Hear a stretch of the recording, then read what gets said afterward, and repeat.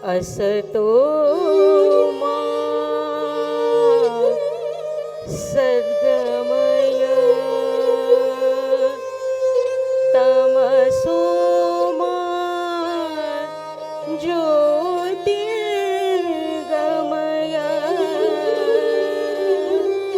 इस कार्यक्रम का आयोजन करना, ये कुछ कार्यकर्ताओं ने मिलकर जब बैठक की और तय किया, उसके बाद नितिन जी के पास गए और उन्होंने कहा कि नहीं, ये कार्यक्रम होना ही चाहिए।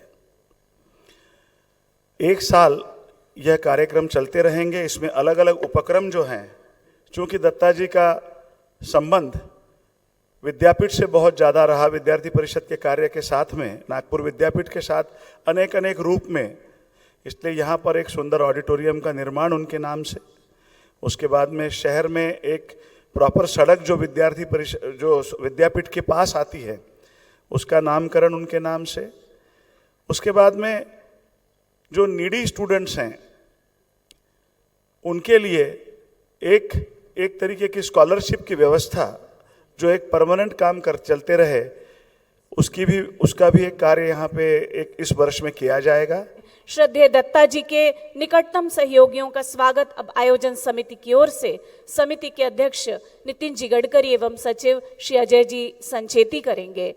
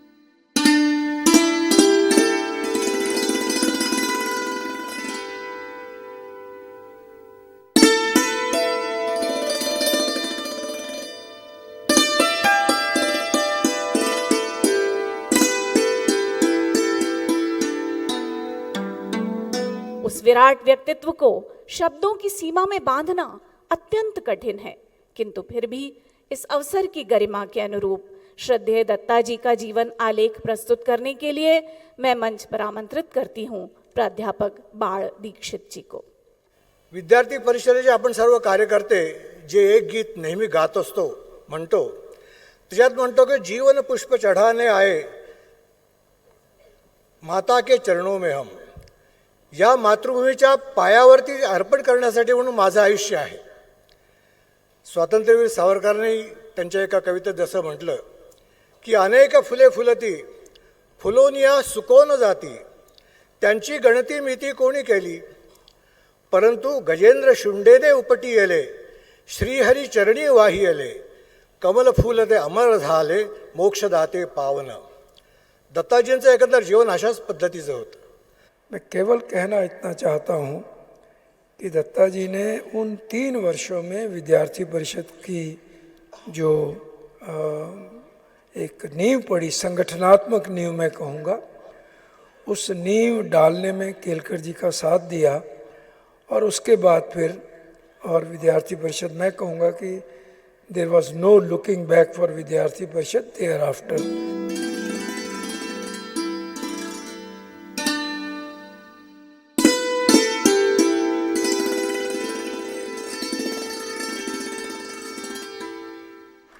दत्ता जी डिडोलकर के जीवन वृत्त को जो मैंने सुना और जो समझा, उसके आधार पर मैं ये कह सकता हूं कि वो स्वयं में व्यक्ति नहीं थे, बल्कि स्वयं में एक संस्थान थे। जहां जहां वो गए वहां वहां वो संस्थाओं को खड़ी किए।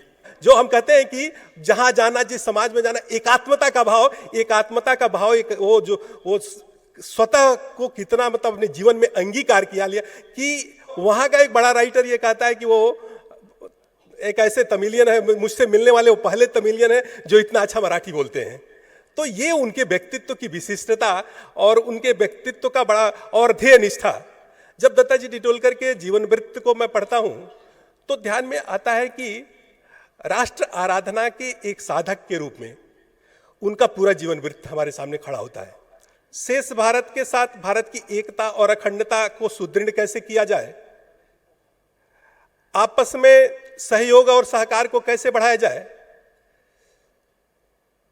परस्पर संवाद को कैसे बढ़ाया जाए, इसको लेकर के विद्यार्थी परिषद ने सील नामक प्रकल्प खड़ा किया।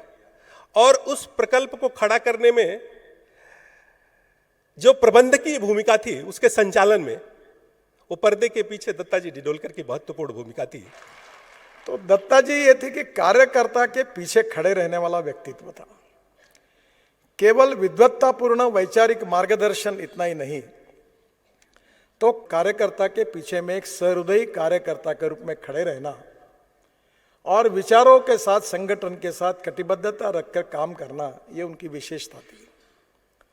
दत्ता जी के जीवन में उन्होंने ऐसे अनेक कार्यकर्ता, आज बड़े बड़े अधिकारी हैं कि जो दत्ता जी के घर में रहते थे। यानी दत्ता जी का घर, यानी नाम दत्ता जी डिडोलकर का रखा होगा उनके बिल्डिंग पर कोई भी जाके वहाँ रहता था, कोई भी जाके बैठता था।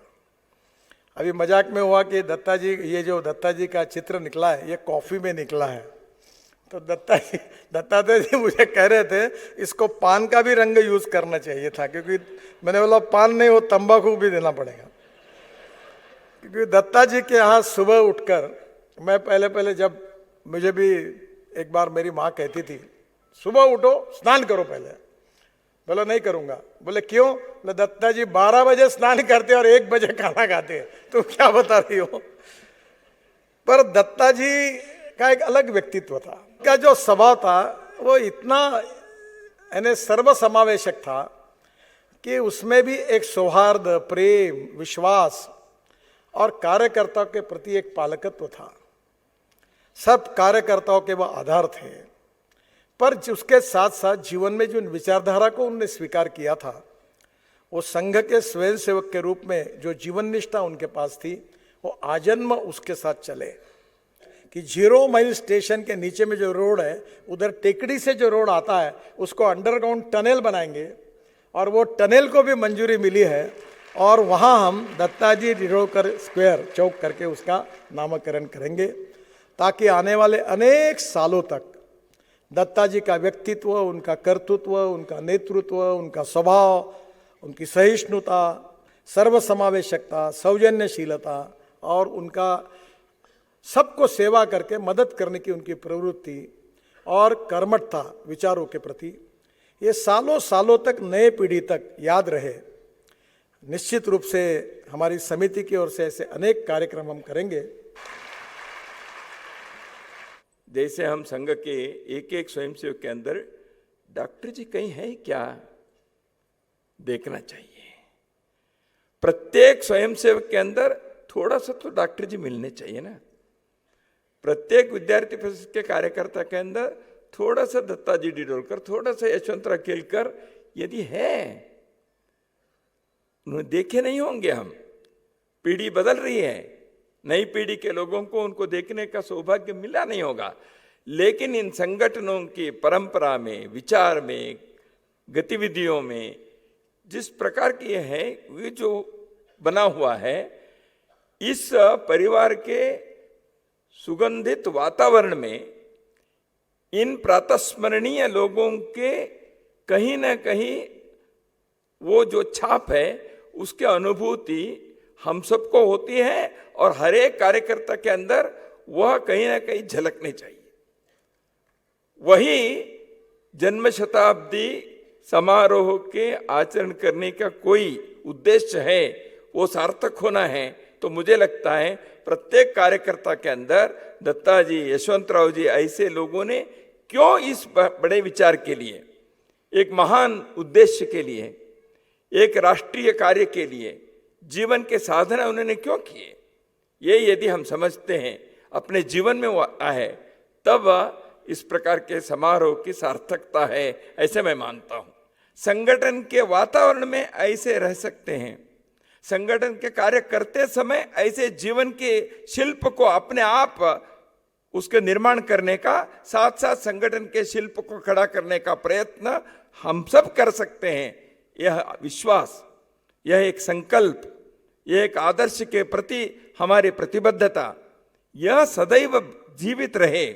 इसलिए जन्म शताब्दी के यह समारोह समिति के संदर्भ में हम दत्ता जी के स्मरण करते करते उनके जीवन के कहानियों को, उनके जीवन के कुछ घटनाओं को लेकर आनंद लेना इतना ही नहीं है, उससे तो आनंद मिलेंगे ही, उससे प्रेरणा मिलेगी ही, उससे एक जीवन की कृतकृत्यता, यह भाव आएगा ही।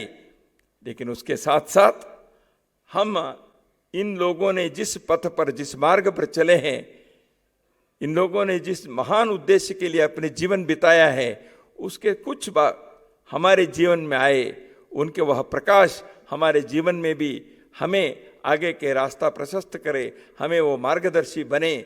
हम उनसे संकल्प प्रेरणा लेकर जीवन में ऐसे कुछ 4 कदम जाकर देश, समाज, राष्ट्र और मानवता के लिए अपने जीवन में भी कुछ करने के लिए संकल्प लेना चाहिए। इस उद्देश्य से यह कार्यक्रमों का आयोजन कर रहे हैं। अब समय है आदरणीय अतिथियों की गरिमा में उपस्थिति और आप सबकी स्नेहल उपस्थिति के लिए आभार व्यक्त करने का। इस दायित्व के निर्वहन हेतु मैं संयोजक डॉक्टर मुरलीधर चांदेकर जी को आमंत्रित करती हूँ। 3 पीढ़ियों का संगम है जो दत्ता जी के पहले, साथ में और बाद में, ऐसे विद्यार्थी परिषद के तीनों पीढ़ी के कार्यकर्ता यहाँ पर आए हैं। यह कार्यक्रम भी सफलतापूर्वक जिसका आयोजन हुआ, ऐसा हम लोग कह सकते हैं। वंदे मातरम सुजलां सुफलां मलयज शीतलां सस्य श्यामलां मातरम वंदे मातरम। भारत माता की